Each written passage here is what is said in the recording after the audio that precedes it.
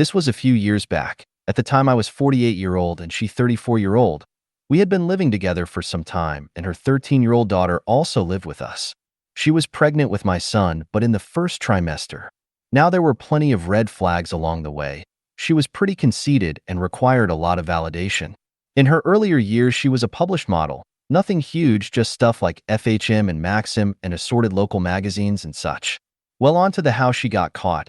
I, along with one of my sons from a previous marriage, was meeting for lunch at a local steakhouse. I let her, we can call her Jay for ease here. Well, I told Jay that my son and I would be having lunch and told her she was welcome to join us. She happily agreed, and along with her daughter, we met at the restaurant at the prescribed time. Jay and her teen daughter were both giving me the stink eye as they arrived. I could feel tension in the air. We were seated and ordered drinks. I was trying to make small talk. Jay was seated across the table rather than next to me, and she was glaring at me. Finally, with the urging of her daughter, she asked, "Is there something you would like to tell me?" I was looking her over, and her daughter. Their body language was telling the story. They thought they had some smoking gun and were employing all the dramatics. The problem was I had nothing to confess, and now I had to pry their suspicions out of them. For some quick background, big red flag. She had on more than one occasion accused me of being unfaithful.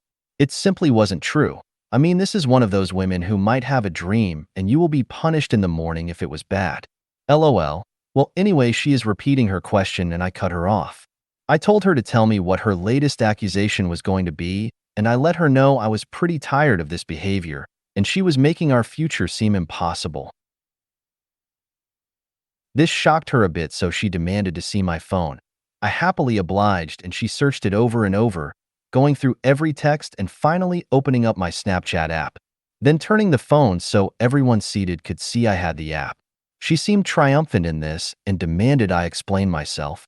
I must have looked bewildered as I sat there blinking and wondering how this meant anything at all. Jay went on a dissertation about how Snapchat was for cheating and I had no business having an account. Her daughter, you see, discovered I had the account. Or so they anyway. I am still blinky and have added subtle head shaking to my response. She, feeling she had me cornered, demanded I explain myself. She was being especially dramatic and drawing attention to our table with her theatrics. I suggested calmly she peruse my contacts and tell me who I am having the illicit affair with. She obliged me as she deftly navigated Snap like a veteran, ultimately finding no contacts or posts of any kind. As a bit of background, I am a security engineer and many of my clients are educational institutions from K through 12, community colleges to universities, including some Ivy League and international business schools. I have accounts with pretty much every social networking app there is. It's for work. It often falls to be to ensure they work, or they are metered or outright blocked on various campuses depending on the age group of the attendees. So yes, I have these apps because it's really convenient to just whip out a tablet or phone to test my work. Now my son knew this, and he burst out laughing at the accusation and the ignorance of her assumption. Before I could say a word to defuse the situation, he jumped in and set her straight. I calmed him down and we both chuckled at it. Jay and her daughter weren't convinced and pressed only to be silenced as I raised my hand in a gesture for the check. I told her I invited her here for a nice lunch, and she and her daughter have ruined it over their crazy accusations. I was leaving, they ruined the meal, and when I got home we could address her concerns privately and calmly. After paying the bill, I got up and my son and I began leaving. She got pretty pissed and she followed us out yelling we aren't through with the conversation.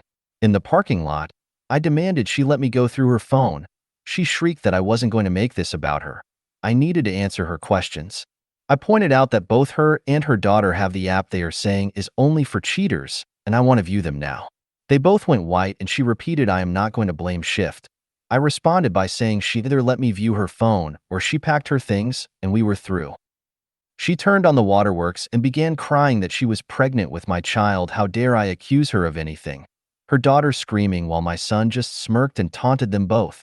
I instructed my son to make sure they didn't do anything in my house, and I had to go back to work and left. My son was 17 and a senior in high school. The school year had just ended, so I let him drive one of my cars and he raced them to the house and got there first according to him, taking the better spot in the garage. My son said they spent the next hour or more locked upstairs in the daughter's room, and when she came out, Jay was trying to act like everything was okay and asked my son what he wanted for dinner. I am sure it will not be a surprise to anyone, but when I got home, Jay apologized for her outburst and promised it was just hormones, that she should never treat me like, and then handed me her phone and said I was allowed to look it over anytime I liked, that she trusts me and wants me to trust her. I went to my home office and set the phone on my desk, logged into my PC, and checked my email. She was hovering and asked if I was going to look at it. I said I would in a bit, but had to wrap up a couple things, then asked if she needed right away. She smiled and said, "Take your time." Now, as I mentioned, I am a security engineer.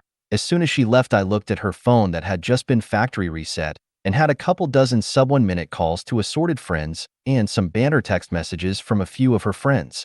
Shockingly, all of them in the last few hours to appear that the phone has been used regularly. I installed a Big Brother app on her phone and put it in the same spot on my desk. Maybe 30 minutes later, she came and checked on me. The phone was sitting there seemingly untouched, and she asked if I had gone through it. I told her no, I was still working, but she could take it if she liked. I am just too busy right now to go through it.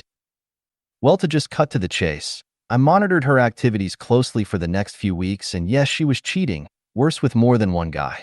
I confronted her with the evidence, for which she called the police on me for violating her privacy. The police came, and she put on quite the show. I showed them that I paid for the phones and the house was in my name only. She was given a warning. I told her she would need to pack up, and she tried to use sex to change my mind. I rebuffed her attempts and let her know the very idea was revolting to me. I moved her things into a guest room, let her know she needed to find a new place to live, and suggested she ask one of her many boyfriends. A couple of days later, she threatened me with an unloaded revolver, of which my neighbor witnessed. The police were again called, only she was taken away in cuffs. We never did get married, but before my baby son was 1 year old, I was the custodial parent, and 2 years later, her parental rights were revoked. She isn't allowed anywhere near us.